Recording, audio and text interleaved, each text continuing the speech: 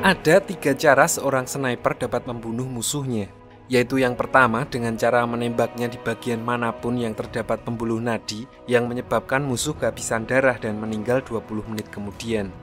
Yang kedua dengan menembaknya di bagian dada yang dapat mengenai tulang rusuk sehingga melukai jantung yang membuat tekanan darah menurun secara drastis. Lalu yang terakhir tembakan yang menembus tengkorak. Tidak peduli dari sudut manapun, musuh akan langsung meninggal sebelum mengetahui apa yang terjadi.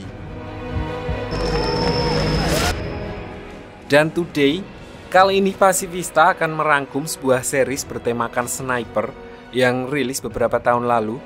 Di Netflix series ini udah jalan 3 season, so seperti biasa kita akan singkat aja seru-seruan. Tanpa berlama-lama lagi, keburu sore mau bantu papah ngani-ngani sawah. Kita langsung aja jam ke ceritanya.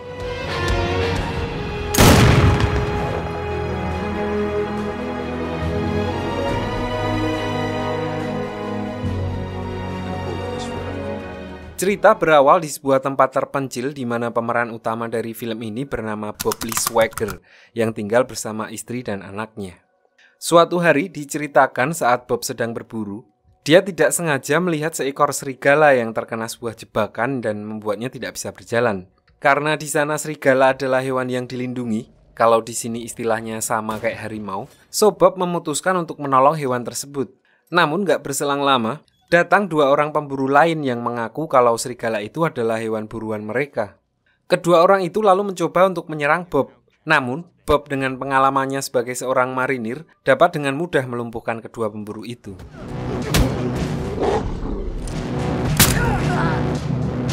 Beberapa hari berlalu dan diperlihatkan Bob mendapat kunjungan dari seseorang bernama Isaac Johnson. Jadi sebenarnya di sini Bob adalah mantan sniper terbaik di satuan marinir dan Isaac adalah komandan timnya dulu saat masih bertugas. Tujuan kedatangannya adalah untuk meminta bantuan Bob karena beberapa hari lalu seorang agen CIA tewas ditembak oleh seorang sniper dari jarak 1,5 km. Permasalahannya, pembunuhan itu ternyata hanyalah peringatan karena si sniper itu meninggalkan sebuah surat di tubuh korbannya yang berisi kalau target sebenarnya adalah presiden. Menurut Isaac, hanya ada beberapa orang di dunia yang mampu melakukan tembakan dari jarak segitu di dunia ini. Dan 2 orang yang dia ketahui adalah Bob sendiri dan seseorang bernama Solotov, mantan rival Bob dulu saat dia masih bertugas di marinir.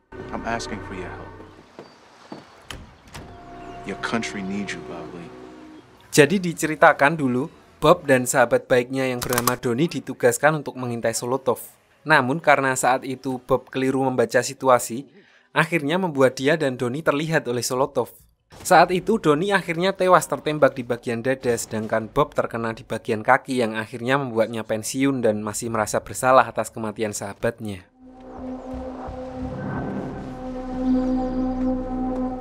Di lain sisi diperlihatkan seorang agen FBI bernama Memphis memendam rasa ingin pipis yang sedang menjalankan misi untuk bertemu dengan seorang intel Rusia yang rencananya akan memberikan sebuah informasi penting untuknya.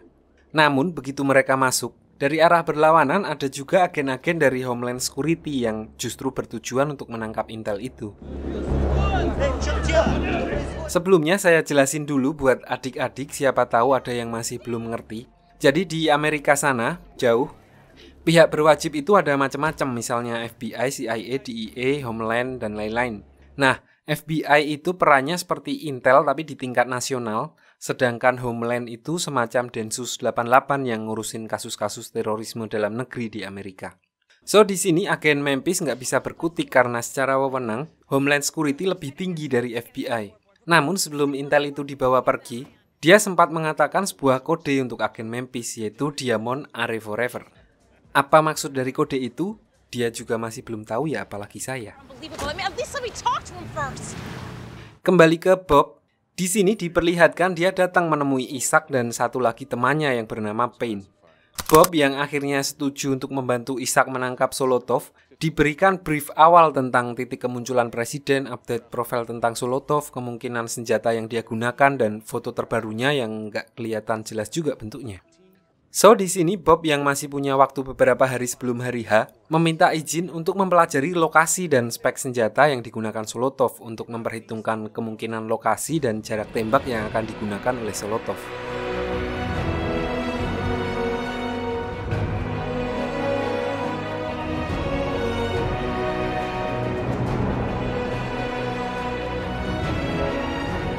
I know how he's gonna do it. Singkat cerita, hari H pun tiba dan iring-iringan presiden sudah mulai terlihat. Bob yang memantau dari kejauhan, tiba-tiba saja ditelepon oleh Payne yang mengatakan kalau dia tidak menemukan Solotov di lokasi yang sudah diperhitungkan sebelumnya. Dalam keadaan panik, Bob lalu mengkalkulasi ulang semuanya dan ternyata dia keliru memperhitungkan langkah Solotov. Sambil berlari, dia lalu memberitahukan Payne bahwa kemungkinan Solotov ada di lokasi kedua. Namun begitu sampai di sana, Bob hanya menemukan setup sniper di ruangan itu dan tidak melihat targetnya ada di sana.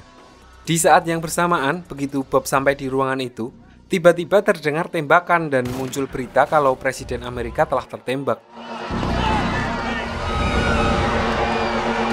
Masih bingung dengan keadaan sekitar, tiba-tiba seorang polisi yang entah dari mana muncul di sana dan mencoba untuk menembak Bob. Disinilah dia baru menyadari kalau selama ini dia telah dijebak oleh Isaac dan juga Payne. Untungnya polisi tersebut kurang begitu gercep dan Bob berhasil menghindari tembakannya dengan melompat keluar jendela. Namun aksinya itu membuatnya tidak bisa kabur dan akhirnya tertangkap oleh Memphis yang kebetulan berada di sana dan dibawa ke rumah sakit. Singkat cerita, Bob akhirnya dimasukkan ke penjara sambil menunggu persidangannya. Di dalam, dia sempat diganggu oleh beberapa napi. Walaupun mampu melawan mereka, namun mau bagaimanapun dia tetap kalah jumlah.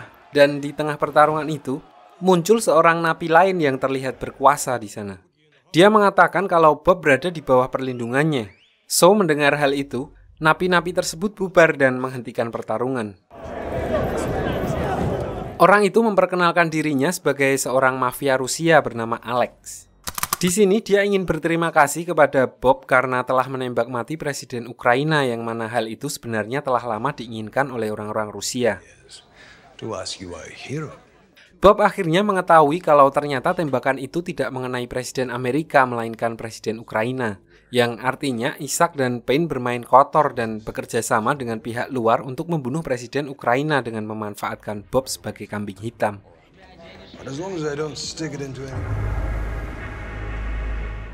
Di lain sisi, agen Memphis yang ditugaskan untuk ikut tim gabungan penyelidikan kasus Bob pergi menemui istri Bob yang bernama Julie.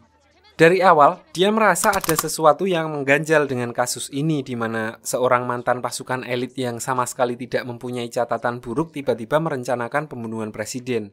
So, dia mencoba untuk mencari kebenaran yang sesungguhnya di balik kasus ini. Someone else wrote that email. Probably doesn't care about medals.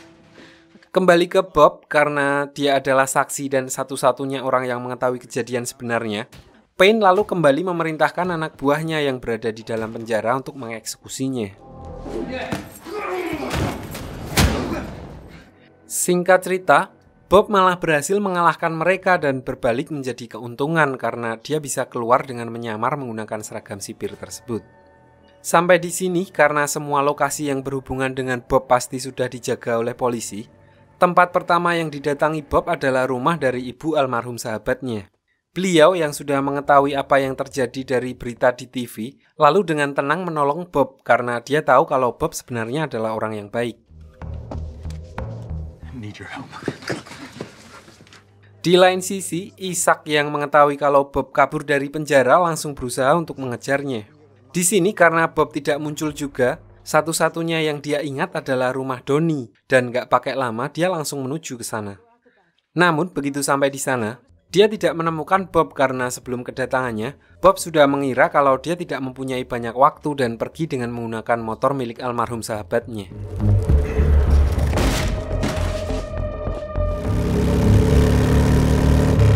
Singkat cerita, malam pun tiba. Diperlihatkan Bob yang menelpon istrinya sambil diam-diam mengintai dari kejauhan melalui teropong. Dia menyadari kalau teleponnya disadap oleh agen-agen yang berjaga di rumahnya. So, dia tidak banyak bicara. Intinya Bob meminta maaf kepada istrinya dan berjanji akan mencari dalang di balik semua ini. Yeah, they're doing their job. I'm gonna hunt. Di sini, Ishak lalu mengadakan pertemuan dengan tim jahatnya dan di sana dia memutuskan menggunakan keluarga Bob sebagai umpan untuk memancingnya keluar karena menurutnya itu adalah satu-satunya kelemahan Bob Lee. And he doesn't have the proof. Lanjut keesokan harinya, diperlihatkan Julie yang sedang berada di Superindo kembali ditelepon oleh Bob Lee. Dan seperti biasa, Ishak dan tim FBI sudah ready menyadap percakapan mereka. Singkat cerita, lokasi Bob Lee akhirnya ketahuan oleh FBI karena dia lupa nyalain turbo VPN. Di saat yang bersamaan, di dalam Superindo, Julie tiba-tiba ditabrak oleh seseorang dan terkena tumpahan kopi sampai ke dalam-dalamnya. So dia langsung ke toilet untuk ngelap biar nggak disemutin. Begitu masuk ke toilet, ternyata Bob Lee sudah menunggunya di dalam. Dan di dalam waktu yang sangat singkat itu, dia memberitahu istrinya kalau polisi yang tampil di TV hanyalah polisi bayaran yang disuruh untuk menembaknya. Setelah mengatakan itu, Bob Lee langsung buru-buru kabur dari sana karena FBI sudah menyadari keberadaannya.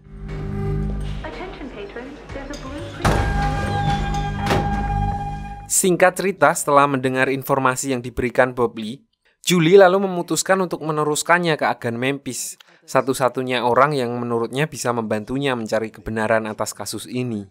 So, dengan berbekal informasi itu, malam harinya agen Memphis mencoba untuk mendekati polisi bayaran tersebut di sebuah bar untuk menggali informasi. Dan bener aja, di sini dia merasa aneh karena cerita dari polisi itu pelin-pelan. Memphis akhirnya terus terang dengan tujuannya dan berjanji akan memberikan perlindungan kalau dia mau menceritakan kejadian yang sebenarnya. Namun di sini polisi itu tidak yakin dan akhirnya pergi meninggalkan Memphis tanpa mengatakan apa-apa. Lanjut, Payne yang khawatir kedoknya akan terbongkar, lalu memutuskan untuk menculik polisi suruhannya dan akhirnya menghabisinya. Hal itu dilakukan untuk menghilangkan jejak dan saksi potensial yang bisa membongkar kejahatan mereka. Keesokan harinya, diperlihatkan Bob yang pergi menemui teman lamanya, seorang pembuat anggota tubuh palsu di rumah sakit veteran. Di sini dia meminta untuk dibuatkan tulang titanium yang bernomor seri sama dengan miliknya. Walaupun awalnya menolak karena Bob ini adalah buronan, namun mengingat jasa-jasanya, dia akhirnya memberikan apa yang diminta Bob Lee. Think about that. Can't let you in. Y'all to that. Now get out of here, all right? Singkat cerita, setelah mendapatkan tulang titanium tersebut, Bob Lee menuju ke sebuah gubuk untuk membuat perangkap. Di sisi lain, Ishak juga mendapatkan info tentang keberadaan Bob Lee. So dia langsung mengirim tim busernya menuju ke sana. This don't feel right. Begitu sampai di sana, ternyata Ishak dan timnya hanya menemukan gubuk kosong. Yang tidak mereka tahu, Bob Lee sebenarnya sudah mengincang mereka dengan senjatanya dan menembaki mereka dari kejauhan. Ishak yang melihat ada senjata nganggur, langsung mengambilnya dan mencoba untuk balas menembak. Dan begitu Ishak menembak, tiba-tiba, duar! Tubuh Bob Lee hancur berserakan. Saat diinvestigasi, tim FBI menemukan rompi peledak di antara anggota tubuh yang berserakan dan juga tulang titanium dengan nomor seri yang terdaftar atas nama Bob Lee. So mereka menyimpulkan kalau Bob Lee frustasi dan mencoba melakukan on-goal bomb atau bom bunuh diri. Namun keburu ketahuan dan tertembak oleh Ishak. Congratulations. We got him. Namun gak berselang lama, Memphis yang masih di dalam gubuk tiba-tiba mendapat telepon dari Bob Lee. Ternyata Bob Lee sudah memperhitungkan semuanya dan sengaja memanipulasi kematiannya dengan menggunakan tulang titanium palsu untuk memudahkannya mencari dalang di balik semua ini. The good news is, I'm already dead.